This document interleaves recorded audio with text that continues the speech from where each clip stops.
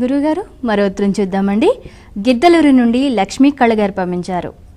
వినాయకునికి సిద్ధి బుద్ధి అని ఇరువురు స్త్రీలతో వివాహం జరిగిందా తెలియచేయండి అని అడుగుతున్నారు. వినాయకుడు బ్రహ్మచారి, ఆయన వివాహం ఏం చేసుకోలేదు.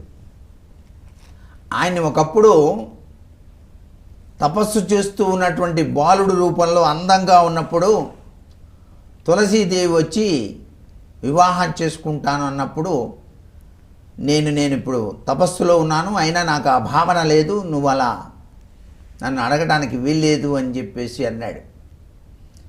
అప్పుడు తులసీదేవి శాపం పెడితే ఈయన కూడా మరొక శాపం ఇచ్చినట్టుగా మనకు పురాణ ఇతిహాసాల్లో ఉన్నది. వినాయకునికి భార్యలు ఇద్దరూ, వారే సిద్ధి బుద్ధి అని చెప్పేసి మనకు శాస్త్రాల్లో అందరికీ తెలియాలనే ఉద్దేశంతో చెప్పారు.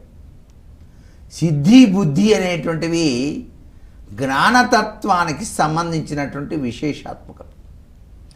ఆ స్వామివారి యొక్క ఆకృతి అలంకరణ అన్నీ కూడాను మనకి విశేషవంతమైన ప్రభావాన్ని తెలియజేస్తున్నాయి.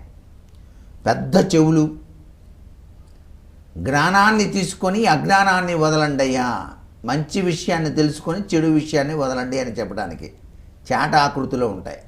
చాట కనుక తిరిగితే ఏ విధంగా మనకి మంచి బియ్యం ముందుకి, ఆ రాళ్ళు గీళ్ళు అన్నీ వెనక్కి వస్తాయో ఆ విధంగానే నేను చెవులు పెద్దవి, మీరు మంచి విషయాలు వినండి, చెడు విషయాలు వదిలేయండి అని చెప్పడానికి స్వామివారు. అది తొండం, ఆ స్వామివారి తొండం కుండలిని శక్తికి నిరూపణ.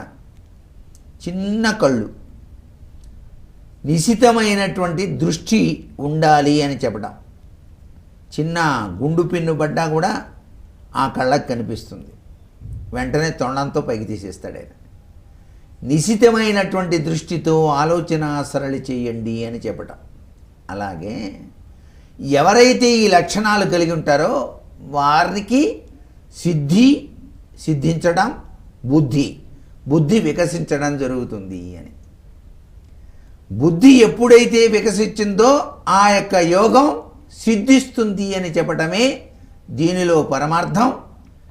మనందరికీ అర్థం కావడానికి ఆయనకి సిద్ధి బుద్ధి వినాయకుడికి భార్యలుగా ఉన్నారు అని చెప్పేసి మనం చెప్పుకుంటూ ఉన్నాం.